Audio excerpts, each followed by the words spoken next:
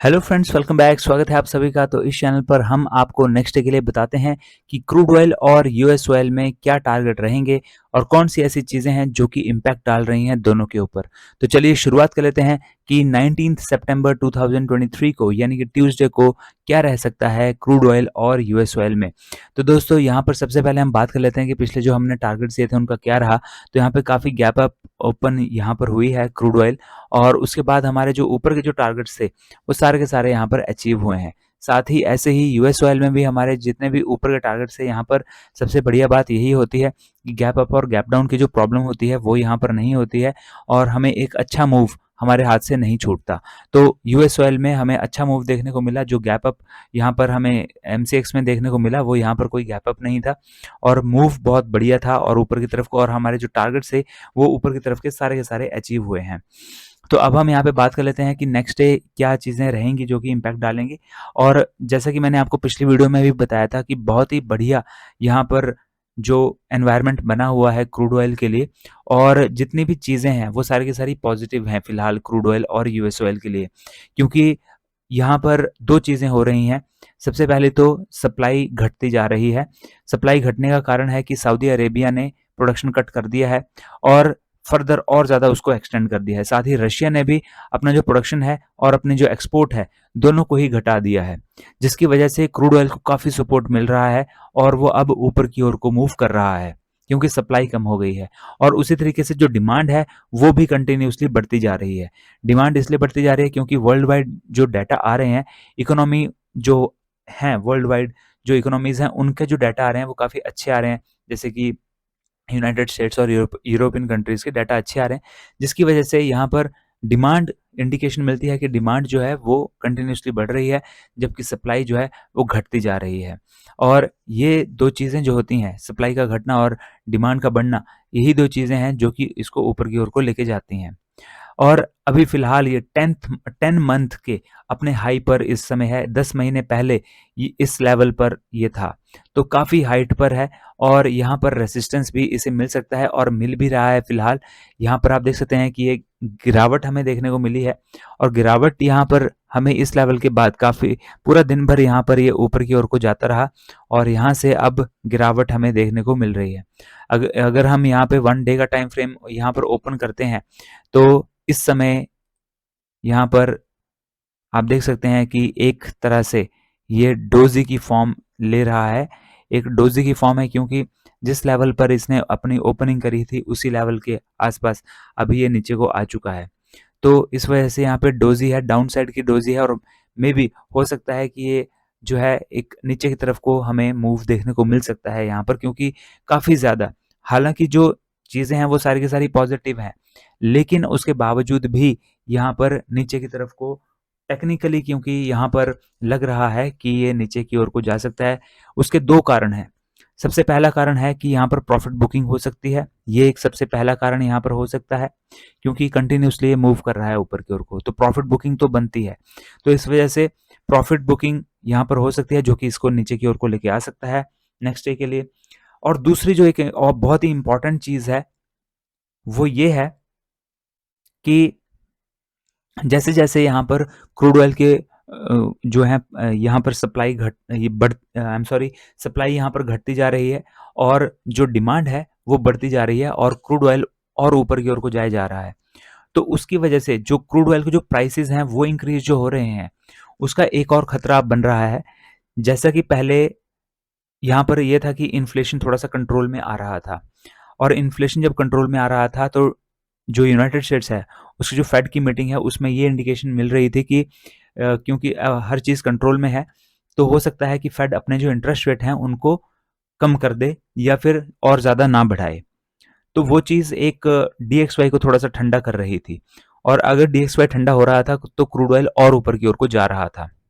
लेकिन अब जब क्रूड ऑयल में यहाँ पर उसके प्राइसेस बढ़ रहे हैं, तो जब क्रूड ऑयल के प्राइसेस बढ़ते हैं तो इन्फ्लेशन भी बढ़ता है, और अगर क्रूड ऑयल के प्राइसेस बढ़ रहे हैं और इन्फ्लेशन बढ़ रहा है, तो इन्फ्लेशन को कंट्रोल करने के लिए फेड को अपने इंटरेस्ट रेट और हाइक करने पड़ते हैं।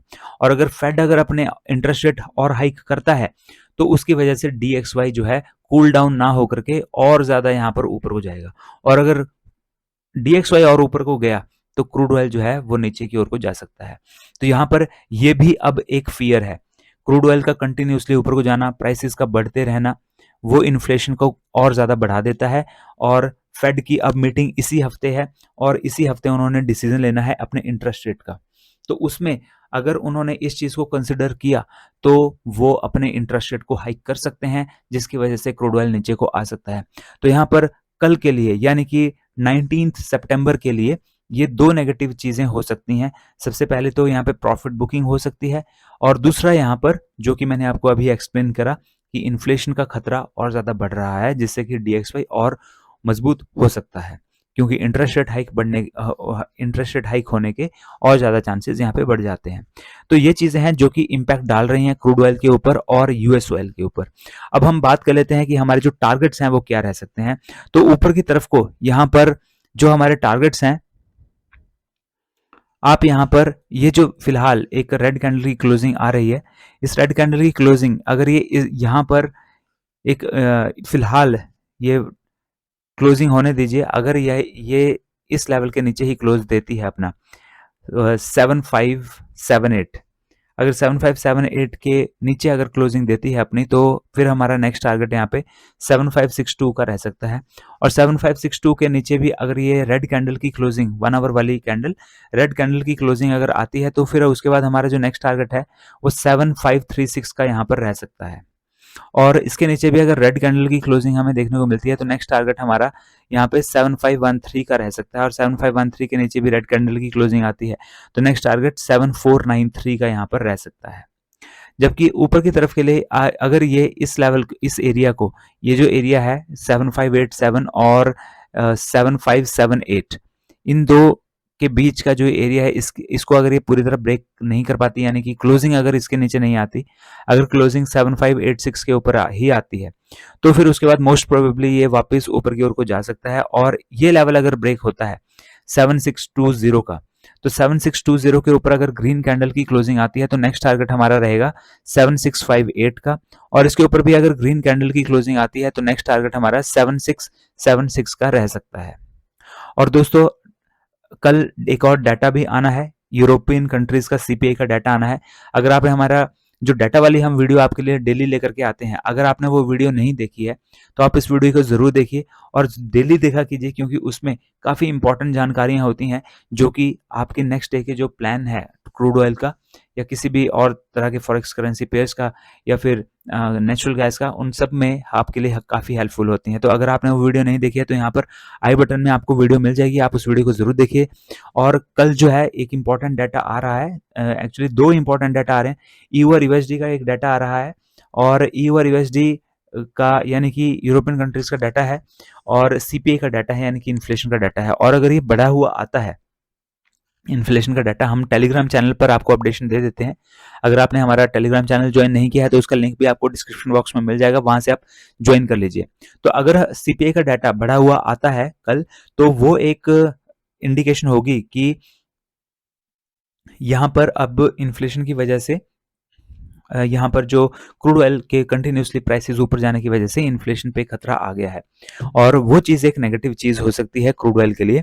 और साथ ही DXY का भी डाटा आना है शाम को 6 बजे, बिल्डिंग परमिट्स का, अगर वो भी पॉजिटिव आता है तो वो भी एक तरह से ठीक नहीं होगा क्रूड ऑयल के लिए, क्योंकि वो ऑल्सो एक इंडिकेशन होगी कि DXY जो है वो ऊपर की ओर को मूव कर सकता है। और साथ ही जो इंटरेस्ट रेट हाइक के जो खतरे हैं वो और ज़्यादा बढ़ जाएंगे जो फेड अभी करेगा इस हफ्ते, तो इस वजह से वो भी नेगेटिव जा सकता है और उसका यहाँ पर इम्पैक्ट क्रूड ऑयल में हमें देखने को मिल सकता है। तो उन चीज़ों के ऊपर आप ज़रूर ध्यान रखिए। और इसी तरह से अगर हमारा जो यहाँ पर नेक्स्ट जो टारगेट है वो 7659 के ऊपर अगर ग्रीन कैंडल की क्लोजिंग आती है तो नेक्स्ट टारगेट 7676 का यहाँ पर हमारा रह सकता है दोस्तों। तो ये है क्रूड ऑयल के ऊपर। अब हम US ऑयल की बात कर लेते हैं और US ऑयल में ट्रेड लेने के लिए आपके पास एक्सनेस का अकाउंट होना जरूरी है। तो अगर आपने अभी भी अपना फॉरेक्स ट्रेडिंग अकाउंट एक्सनेस पर ओपन नहीं करा है तो दोस्तों जल्दी से अपना फॉरेक्स ट्रेडिंग अकाउंट ओपन कर लीजिए, क्योंकि बहुत ही बढ़िया प्लेटफॉर्म है और मैं पर्सनली इसका यूज करता हूँ और वर्ल्ड वाइड ये जो ऑर्गेनाइजेशन है वो फैली हुई है और बहुत ही ज्यादा भरोसेमंद भी है। और विड्रॉ तो आपको within half an hour मिल जाएगा। अगर आप फर्स्ट टाइम अगर विड्रॉ कर रहे हैं तो आपको 1 आध दिन लग सकता है, लेकिन क्योंकि वहाँ पर थोड़ा-सा प्रोसेसिंग होती है, लेकिन उसके बाद आपको ऐसा भी आपको हो सकता है कि with in half an our आपको जो आपके अकाउंट में पैसा डल जाए, इतनी फास्ट सर्विसेज़ हैं इनकी।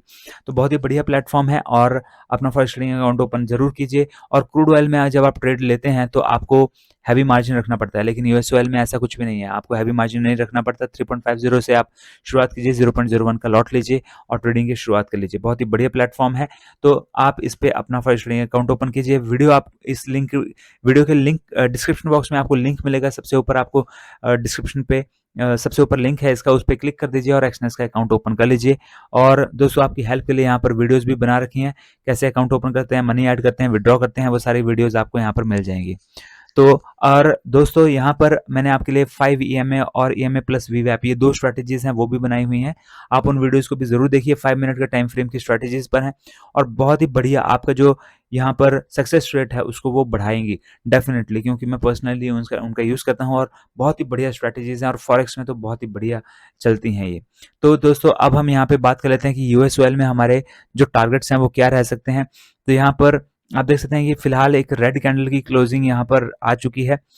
ये मेरे वीडियो बनाने से तुरंत थोड़ी सी देर पहले ही, नहीं तो मैंने आपको टारगेट जो है वो ये देना था, अगर रेड कैंडल की क्लोजिंग इस लेवल के नीचे आती।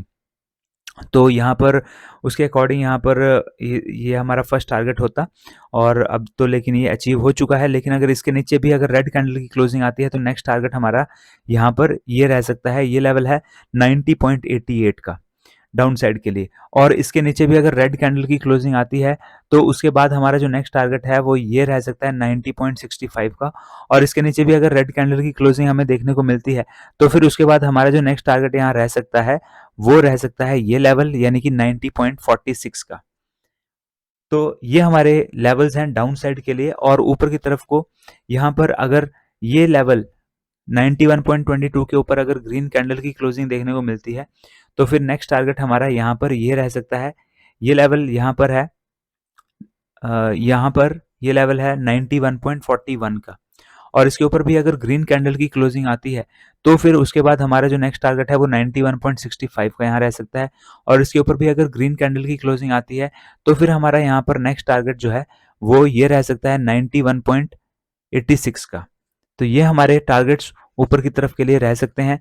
ऊपर की तरफ को इसलिए जा सकता है क्योंकि काफ़ी सारी चीज़ें पॉजिटिव हैं जो कि आपको मैं एक्सप्लेन कर चुका हूँ, और नेगेटिव का भी ये कैसे जा सकता है वो भी मैं आपको एक्सप्लेन कर चुका हूँ। और वीडियो को लाइक ज़रूर कीजिए दोस्तों, क्योंकि जब आप वीडियो को लाइक करते हैं तो हमारा जो मोटिवेशन है वो और भी ज़्यादा इंक्रीज़ होता है।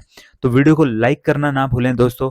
और अगर आपने चैनल को सब्सक्राइब नहीं किया तो जल्दी से चैनल को भी सब्सक्राइब कर लीजिए और वीडियो को शेयर भी कर दीजिए अपने दोस्तों के साथ, जहाँ पर सोशल मीडिया पर आप हैं वहाँ पर शेयर भी कर दीजिए, क्योंकि शेयर करने पर नॉलेज और भी स्प्रेड होता है और हमें भी मोटिवेशन मिलता है अगर हमारी वीडियोस पे अच्छे रिस्पांस देखने को मिलते हैं। तो वीडियो को लाइक करना ना भूलें दोस्तों। और ये वीडियोस आपको सिर्फ एजुकेशन पर्पस के लिए बनाई जा रही हैं, हमसे भी रजिस्टर्ड फाइनेंशियल एडवाइजर्स नहीं है, तो ट्रेड लेने से पहले अपने फाइनेंशियल एडवाइजर से आप जरूर सलाह लीजिए। तो दोस्तों मिलते हैं अगले वीडियो में। Till then have a nice day, good bye and take care.